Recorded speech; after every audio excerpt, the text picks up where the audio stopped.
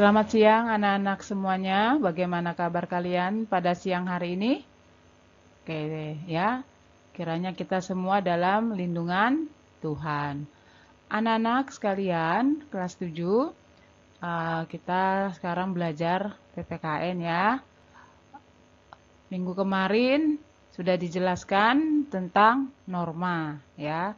Ada beberapa jenis norma, macam-macam norma, kemudian tujuan dari norma, dan pengertian norma itu sendiri.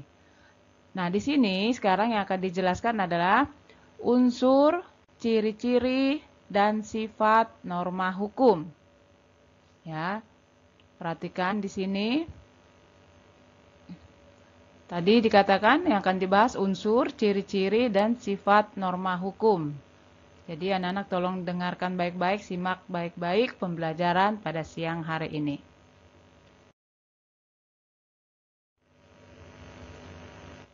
Anak-anak sekalian, yang pertama akan kita bahas adalah unsur-unsur hukum. Ya, apabila kita lihat dari beberapa perumusan tentang berbagai pengertian hukum, dapatlah diambil suatu kesimpulan bahwa hukum meliputi 4 unsur. Ya, yang pertama di sini adalah peraturan mengenai tingkah laku manusia dalam pergaulan masyarakat.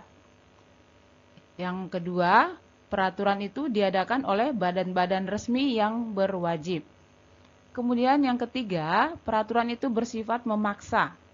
Dan yang keempat, sanksi terhadap pelanggaran peraturan tersebut adalah tega. Di sini kita akan ketahui bersama bahwa dalam sebuah unsur-unsur hukum itu yang harus kita akan terima jika kita tidak mematuhi peraturan yang ada ya. Di mana dikatakan bahwa hukum itu adalah mengatur tingkah laku manusia sehingga manusia itu tidak bebas dalam bergaul ya. Dia mempunyai suatu batas-batas sehingga tingkah laku kita itu dapat kita pertanggungjawabkan ya. Dan dalam sebuah peraturan itu dibentuk oleh badan-badan resmi yang berwajib ya, yang mempunyai suatu tanggung jawab ke pemerintahan tertentu. Nah, di sini juga dikatakan bahwa peraturan itu bersifat memaksa. Memaksa berarti jika kita melakukan suatu kesalahan, kita harus siap untuk menerima resikonya. Dan di sini juga dari sebuah hukum itu ada sanksi. Sanksi itu bisa kita terima, kita akan dapat tergantung dari berat tidaknya pelanggaran yang kita lakukan atau yang kita perbuat. Sehingga pelanggaran tersebut adalah suatu sanksi yang tega. Jadi di sini suka tidak suka, mau tidak mau kita harus menerimanya akibat dari perbuatan yang kita lakukan. Nah, itulah sebagian tentang unsur-unsur hukum. Ya. Selanjutnya di sini perhatikan. Setelah kita membahas tadi tentang unsur-unsur hukum, di sini ada ciri-ciri hukum.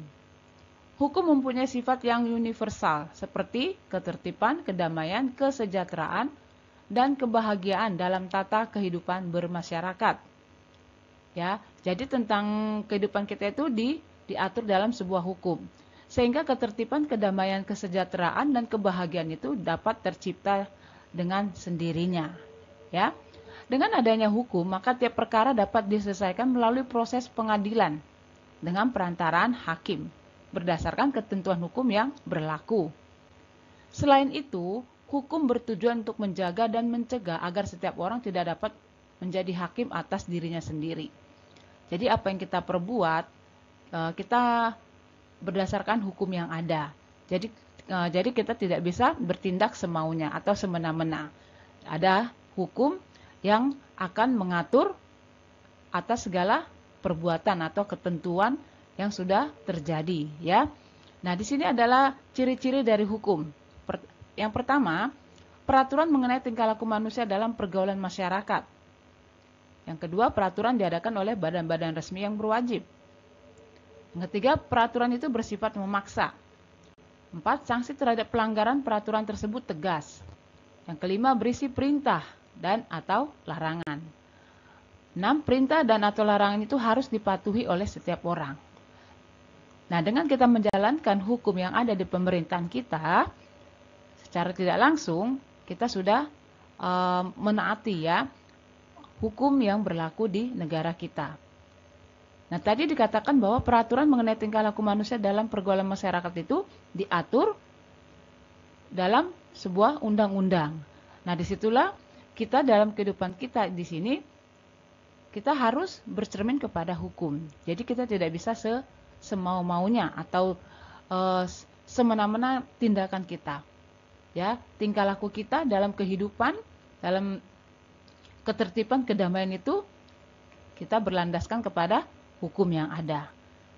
Ya, jadi pelanggarannya akan diterima oleh seseorang itu bersifat memaksa dan tegas. Apalagi kalau kita sudah berurusan dengan negara, ya. Jadi di sini ada 6 ciri-ciri hukum. Jadi anak-anak harus bisa memahami ya apa saja ciri-ciri hukum yang ada dalam tatanan kehidupan kita sebagai makhluk sosial ya, sebagai makhluk manusia yang memiliki norma yang ada ya. Oke, kita lanjut kembali.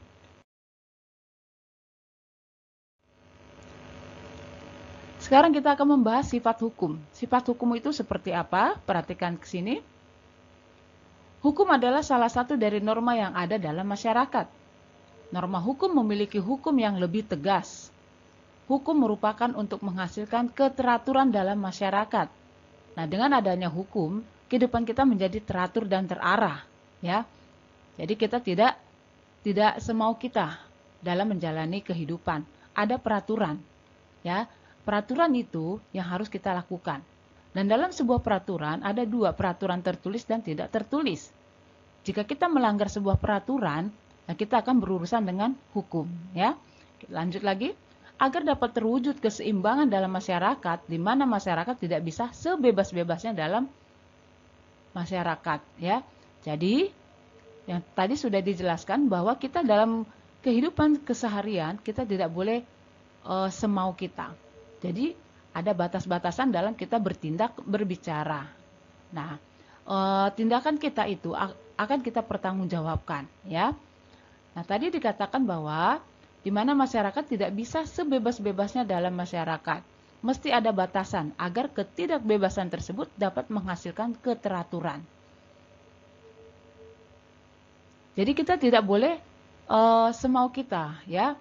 Harus ada aturan yang harus kita jalankan sehingga dalam kehidupan kita ini menghasilkan keteraturan atau ketertiban, kedamaian dalam kita bermasyarakat, ya. Ada berbagai macam pengertian hukum menurut para ahli, sehingga membuat tidak adanya pengertian dari hukum yang memiliki satu arti. Ada beberapa para ahli yang mengemukakan sifat dari hukum tersebut. Ya. Berikut adalah sifat dari hukum. Perhatikan di sini. Yang pertama, bersifat mengatur. Dikatakan memiliki sifat mengatur karena hukum memuat berbagai peraturan, baik dalam bentuk perintah maupun larangan, yang mengatur tingkah laku manusia dalam hidup bermasyarakat demi terciptanya ketertiban di masyarakat. Yang kedua dikatakan adalah hukum itu bersifat memaksa. Dikatakan memiliki sifat memaksa karena hukum memiliki kemampuan dan kewenangan memaksa anggota masyarakat untuk mematuhinya. Dan yang ketiga adalah bersifat melindungi. Dikatakan memiliki sifat melindungi karena hukum dibentuk melindungi hak tiap-tiap orang serta menjaga keseimbangan yang serasi antara berbagai kepentingan yang ada. Nah, ini adalah sifat-sifat dari hukum. Bersifat mengatur kehidupan kita. Ya, sehingga kehidupan kita ini terarah. Arah tujuan hidup kita itu tidak menyimpang dari hukum yang ada. Kalau anak-anak perhatikan keadaan zaman sekarang banyak manusia yang menyimpang dari hukum. Ya, dengan kejadian-kejadian yang kita perhatikan, baik dari kita dengar televisi, ya, baik dari pokoknya alat-alat elektronik yang bisa menambah pengetahuan kita, masyarakat akhir-akhir ini banyak yang melanggar hukum. Apalagi dengan adanya tingkat corona yang meningkat, banyak masyarakat yang menganggap sepele, menganggap enteng bahwa corona itu adalah suatu hal yang biasa. Padahal mereka tidak tahu, jika mereka sudah mengalaminya, mereka akan merasakan adanya suatu beban, ya. Nah, disinilah hukum yang harus kita patuhi. Kalau kita pikir-pikir, jika masyarakat Indonesia, bangsa Indonesia menyadari dampak dari corona itu sangat besar, ini tidak akan merajalela corona yang sedang kita alami, ya. Tapi mengapa? Akhir-akhir ini kita mendengar berita banyaknya korban. Karena apa? Karena masyarakat itu tidak ada tidak ada sesuatu yang mengatur dalam hidupnya. Mereka ingin bebas. Padahal dengan kebebasan dalam hidup mereka itu berdampak kepada orang lain. Ya, itu yang sangat disayangkan. Jadi tidak adanya kerjasama antara pemerintah dengan masyarakat. Padahal hukum sudah diterapkan. Tapi mengapa banyak sekali kalangan masyarakat yang belum peduli, tidak mau adanya kerjasama dengan pemerintah. Sehingga apa? Apapun yang diupayakan oleh pemerintah dalam menanggulangi corona, itu akan sulit terlaksana. Tidak adanya kerjasama yang baik. Ya, hukum diberikan kepada masyarakat itu adalah untuk mengatur kehidupan, supaya kehidupan kita ini tidak semau kita, tidak sebebas kita bertindak. Nah, dikatakan itu adalah sifat dari hukum itu mengatur, ya. Nah, hukum itu juga bersifat memaksa kita supaya kita tertib terhadap hukum, mematuhi hukum-hukum yang ada. Karena kita tahu pemerintahan pusat itu memberikan suatu hukum atau undang-undang atau larangan itu adalah untuk kebaikan bagi diri kita sendiri, ya. Nah, hukum itu juga bersifat melindungi bagi masyarakat yang merasa adanya ketidaknyamanan dalam kehidupan, ya, atau dalam suatu organisasi, kita bisa lapor. Nah, itulah adalah sifat dari hukum, melindungi hak-hak dari warga negara yang ada. Nah, itulah anak-anak, ya, sifat dari hukum tadi mengatur, memaksa, dan melindungi. Oke, kita lanjut kembali.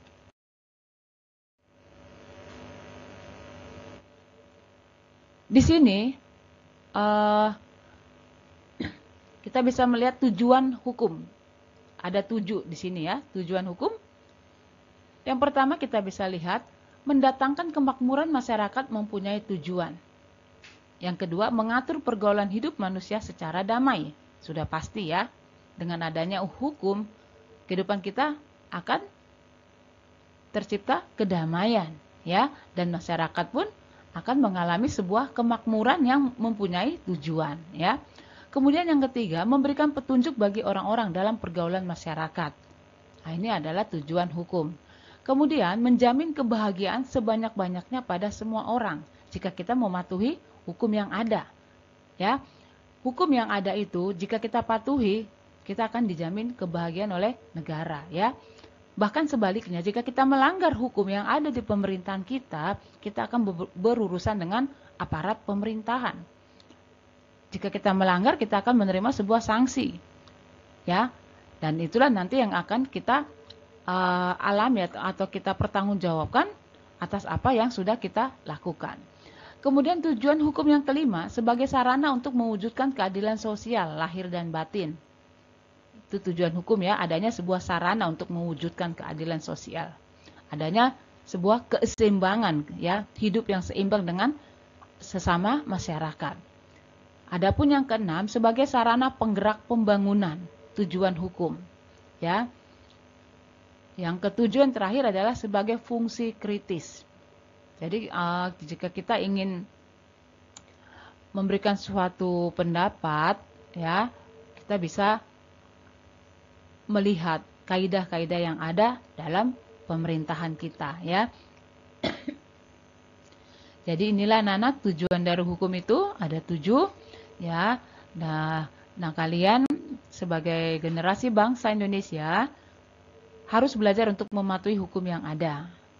Hal-hal yang dapat kita pelajari itu dalam kehidupan kita sehari-hari, hal-hal yang Ya, kembali lagi di sini dijelaskan kita sedang mengalami suatu perjalanan yang sangat berat dalam menghadapi corona. Dikatakan atau ditegaskan bahwa kita harus memperhatikan protokol kesehatan, yaitu salah satunya adalah hal yang sepele adalah memakai masker. Tetapi kalau diperhatikan, banyak, kembali lagi ya, tadi sudah dijelaskan, banyak sekali masyarakat yang tidak sadar. Mereka beranggapan memakai masker itu adalah sesuatu yang sia-sia, padahal tidak. Dengan menjaga diri sendiri, kita sudah tidak akan mencemari orang lain. Dengan memakai masker, berarti kita sudah melindungi diri kita dan orang lain. Tetapi seringkali diperhatikan sekarang, mungkin orang tersebut belum mengalami atau belum terkena penyakit yang sangat membingungkan itu ya. Penyakit ini tidak kelihatan tapi sangat fatal akibatnya.